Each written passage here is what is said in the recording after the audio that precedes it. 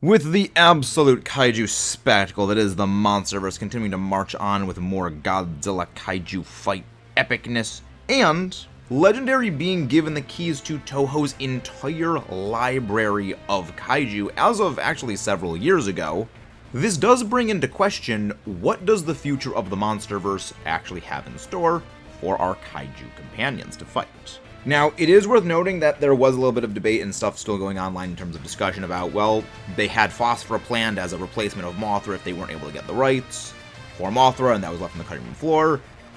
These movies are planned out well in advance. About after Godzilla vs. Kong came out, that is when this announcement was made, and very likely, Godzilla, Kong the New Empire was planned out well in advance of even that movie being released, because, let's be honest, with how long movies take to make these days, they're only going to publicly say, yeah, the sequel's been greenlit after. I mean, they pretty much said that Godzilla vs. Kong was getting a sequel on opening weekend.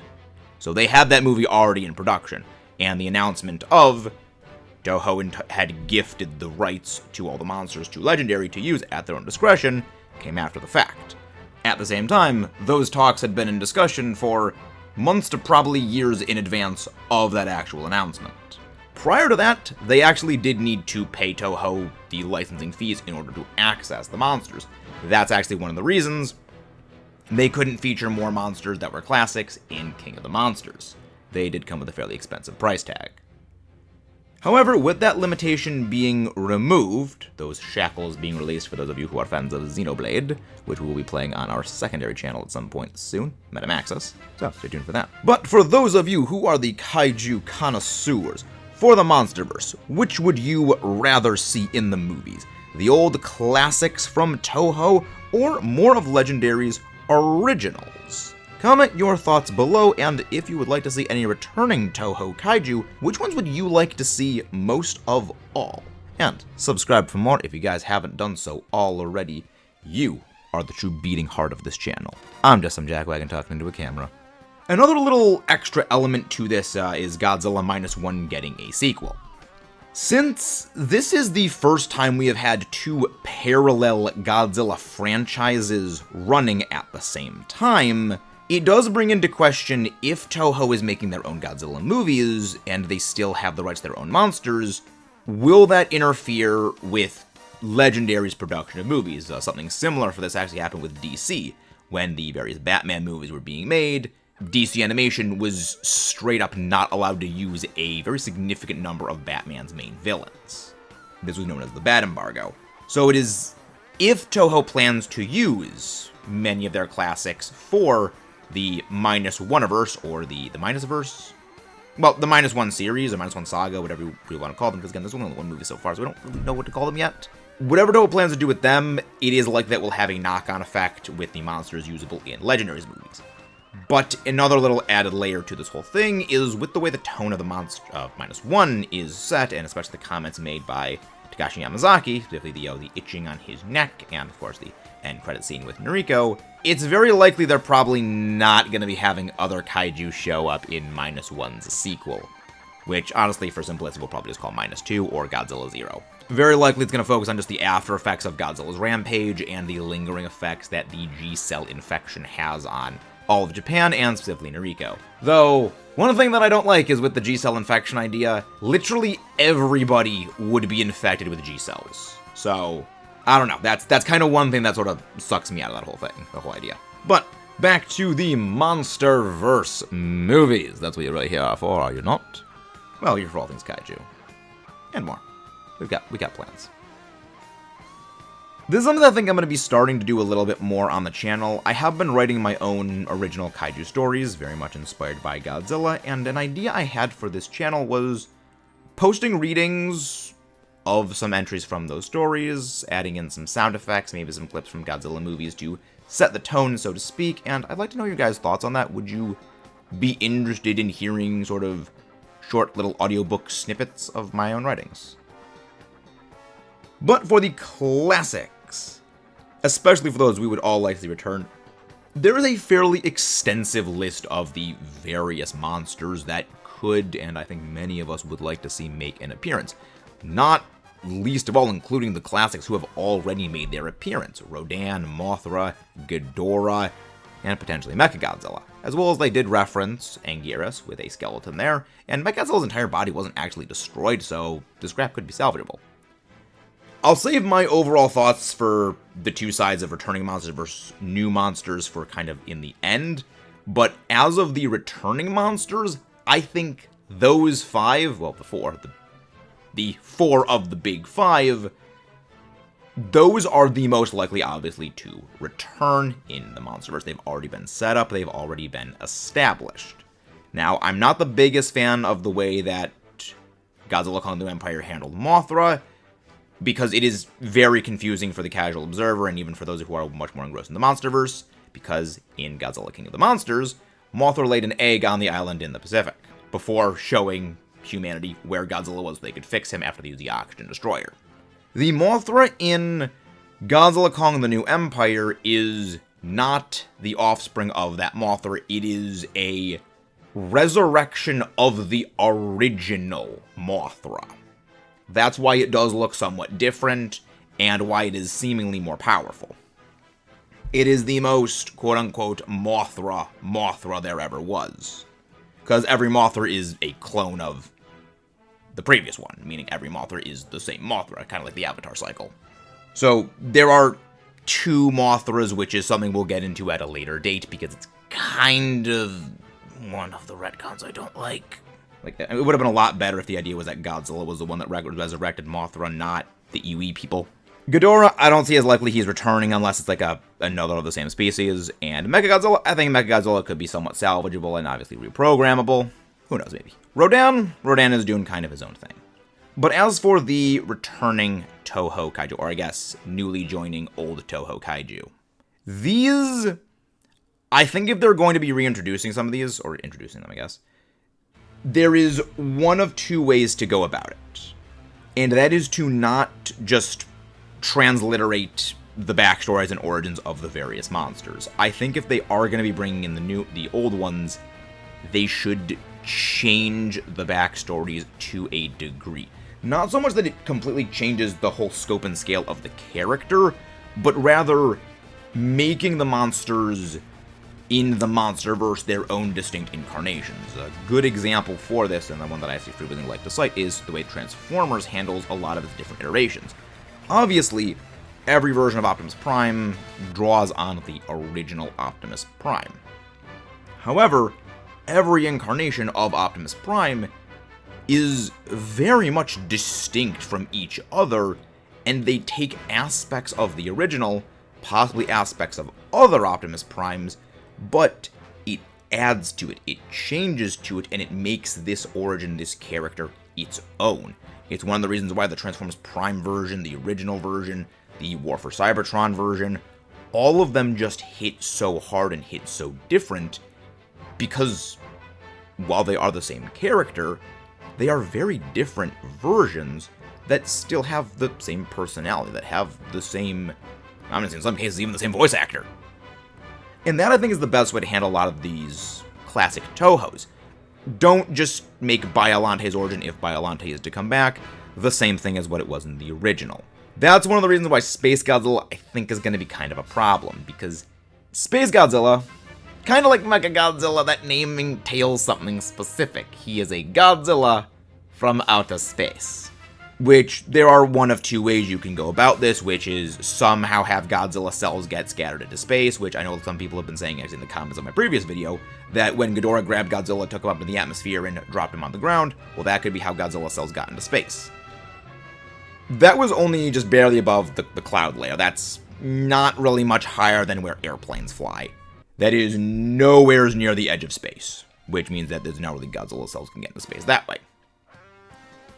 The other idea is that it's just simply a Godzilla-like organism that exists in space and comes to Earth, which, I mean, I guess I could see it. However, while I was doing some other things in editing and projects, I had another idea, an epiphany for a sort of third option for how Space Godzilla could come into existence. And that is, we've already know Godzilla has been around since ancient times. What if, when the asteroid impact and, of course, wiped out the dinosaurs, a member of Godzilla's species was thrown out into space. Now, it could be unalived, or it could be still living. And when it was out in space, of course, thrown out millions of years ago, something could have happened to it out there that either mutated or its DNA was absorbed by a black hole and altered, and that is how Space Godzilla could be created. It is not from our Godzilla, but rather it is from another member of his species. Now, mostly that because I love dinosaurs, and dinosaurs are freaking based, so who knows, maybe that's an idea. But other monsters, I could see them adding in, again, changing the backstories a little bit to update them, make them their own distinct version of the character, which I think would also mean changing a bit of their personalities. So one of the reasons that the MonsterVerse incarnation of King Ghidorah is probably my favorite version of the character.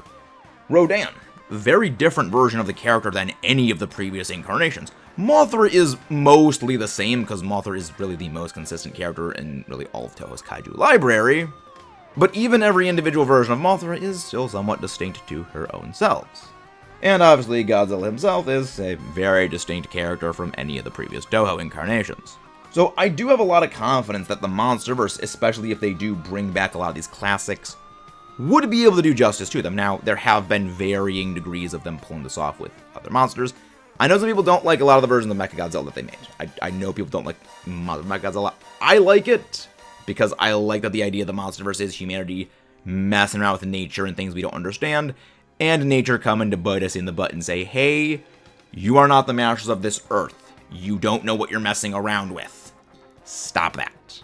However, that is also part of the reason I think that some of them shouldn't come back, namely Destroya. This is kind of the one that I know a lot of people flack for, because, well, we did see the Oxygen Destroyer used back in King of the Monsters. However, there's a very large difference between King of the Monsters Oxygen Destroyer, or at least King of the Monsters 2019 Oxygen Destroyer, and original Gojira slash Godzilla King of the Monsters from the 50s Oxygen Destroyer. The Oxygen Destroyer in King of the Monsters was, let's be honest, kind of a cheap throwaway reference. And the only reason we are talking about Destroya coming into the MonsterVerse is because the thing was called the Oxygen Destroyer, even though what it actually did is nothing like the original Oxygen Destroyer. If you simply took away the name Oxygen Destroyer and replaced it with any other science force exponentialator, no one would be saying Destroya. Because again, its effect was nothing like the original Oxygen Destroyer. It was much more like a toxin that just everything around it just game ended.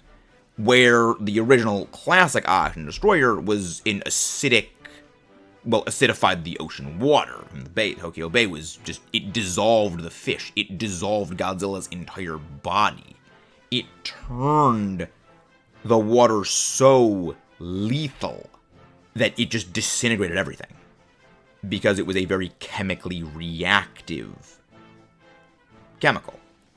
As opposed to, again, the MonsterVerse Oxygen Destroyer, that it didn't really do anything like that. Again, it was much more like a toxin than a chemical agent.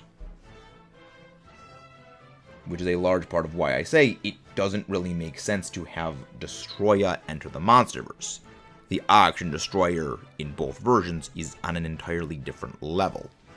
And that brings us over to the original monsters. This, I think, is probably the best way for Legendary to go forward with the MonsterVerse. They've done a lot of really cool new kaiju. I really like the Muto. Despite some misgivings over Shimo, I broadly do like her as a character, and I do like the design. I think it's a bit too close to being just an ice-flavored Godzilla, but, I mean, who knows. I mean, honestly, I like Scar King. I think he's a fairly interesting idea for a villain. I mean, I do like villains that are just zero redeeming qualities. They're just able to be evil for the evils. I kind of like that. Again, same as I kind of like Ghidorah. But this does bring me to something that I've kind of tried to avoid mentioning for a while because I know that I can get a bit heated about it. But I think it is important to say because some people in the comments kind of have mentioned this. That is people saying new introduced MonsterVerse monsters are simply copies or surrogates of already existing monsters from Toho. Things like Tiamat being a stand-in for Manda, Methuselah being stated to be the MonsterVerse insert of Anguirus, and, no doubt, people saying the same of Abaddon for Kumonga. This is something that, well, the main reason it kind of annoys me is it's a lot similar to, as a person who loves Generation 5 of Pokemon, is much the same you hear of people saying for Generation 1 of Pokemon, having been copied for Generation 5, in that they're unoriginal, when this is not the case. The thing that I think made this a problem is where they did admit that Phosphora was a stand-in for Mothra in Godzilla Kong the New Empire. However, there's only so many different ways to make a sea serpent. There's only so many ways to make a giant spider. There's only so many ways that a quadrupedal, heavily armored, backed, mountainous-looking creature can look. It is possible for two things to be designed independently without explicitly being made a copy of the other. As well as the fact that, again, many of them do draw on actual historical things that are mythological, that are just really concepts. When you have skin deep, oh, this thing looks like this, therefore must be a copy, it's a very reductive way of looking at things. Really, realistically, Phosphora was the only version of this which was explicitly meant to be a stand-in. Which, that I will say, was a really dumb thing for them to say because it really just added fuel to this fire. This, I don't think, is also helped by the fact that historically, when it comes to various parts of the Godzilla series, there were other times where, for things like comics, there were surrogate stand-in kaiju which were meant to visually be very similar to other existing kaiju, Mothra and Anguirus among them. Now, maybe these ones in the MonsterVerse were meant to be stand-ins for these other existing kaiju from Toho's library. I don't think that's the case, but maybe that was. But jumping to the assumption that, oh, this is a giant snake monster in the ocean, therefore it's a copy of Manda, it's highly reductive and highly infuriating. Because I think that the original kaiju are probably the best aspect of the MonsterVerse, because it is what allows them to take the Godzilla series and really make it their own incarnation. I love monsters like the Muto. I really want to see more of them. I mean, heck, we even do get this with the Muto, with people saying, oh, the flying Muto is just a copy of Mothra. Now, I do also understand that this is something that you probably will never be able to escape. There will always be comparisons drawn because, yes, there are visual similarities. But if you're only comparing the visual similarities, I think that it's people who are just looking for things to complain about when it comes to the MonsterVerse, as opposed to thinking critically about it. That's why I think the best way for the MonsterVerse to go forward is with more original kaiju of their own creation. Not entirely cutting out the old classics. I think that some of the old classics could and possibly should make a debut in the MonsterVerse. I would love to see things like Gigan. I'd love to see Titanosaurus, Megagyrus, again, especially Gigan, things like Orga, Biollante, and Batra. However, I don't think they will be using a lot of the classics. And this is because I think they may have learned the wrong lessons from Godzilla King of the Monsters and Godzilla Kong the New Empire. King of the Monsters was, well, without mincing words, kind of a failure. Well, not kind of a failure, it was a failure. The story makes absolutely no sense. The writing is beyond atrocious. But most of all, it cost about $200 million to make, and its box office was only about $390 million. Which, that sounds like, oh, it made basically double its money. Not exactly. That budget does not include advertising costs, which is generally something like about half to, once again, the full price of the movie. So somewhere between maybe 300 to 400 million is probably what was spent on the movie and the marketing in total. And that is also not including the rights to Ghidorah, the rights to Mothra, and the rights to Rodan that were not absorbed by that movie on its own. So very likely, even going with the most conservative estimates, putting the movie's production plus marketing at mid 200,000s. Add in the rights to those monsters, it's very likely that King of the Monsters lost money or just barely broke even for Legendary. Because they also probably had to take the rights for Mechagodzilla, because Mechagodzilla is referenced in the movie itself. Whereas you juxtapose that with Godzilla Kong the New Empire, which was the best performing movie in the MonsterVerse. One movie was filled to the brim with the classics. The other with new monsters from Legendary, and also Mothra. Godzilla vs. Kong is a bit of a good middle ground. It actually did perform extremely well, and it did have Mechagodzilla. Though, it is one that reinvented the character and origin of Mechagodzilla in the best way. And I hope that they learn from Godzilla vs. Kong more than Godzilla Kong the New Empire going forward. But, in the grand scheme of things, I really don't care what monsters we get in the MonsterVerse. I love Godzilla. I love the series. I would be happy seeing Godzilla fight really anything. At the end of the day, I don't care if Tiamat was meant to be a copy of Manda or if it was independent parallel lines of thinking. I don't care if we get Mechagodzilla 2 or we get Bagon or we get Destroya or we get Space Godzilla. I just care about Godzilla being Godzilla, some good spectacular action, and a story that at least at the end of the day makes sense, and some good heroic characters. Something that, yes, while the MonsterVerse has been lacking in a few of those things, it has definitely delivered on the spectacular fights. And I think that's something we can all agree on. At the end of the day, we love Godzilla, not for the individual monsters he may fight, but for the overall narrative of a giant atomic dinosaur laying the smackdown on everything that gets in his way.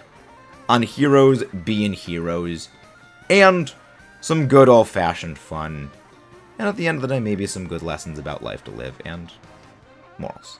But, that's just me. Comment your thoughts below, leave a like on the video if you enjoyed, subscribe for more if you want to see stuff like this in the future. It is the best way to help support the channel out, especially during this time of the year. I've been Max Allow, and I will see you guys next time. I've got quite a lot of plans for some future things. I mentioned a few of them earlier in the video. Let me know your thoughts on that. Long live the Kaiju King.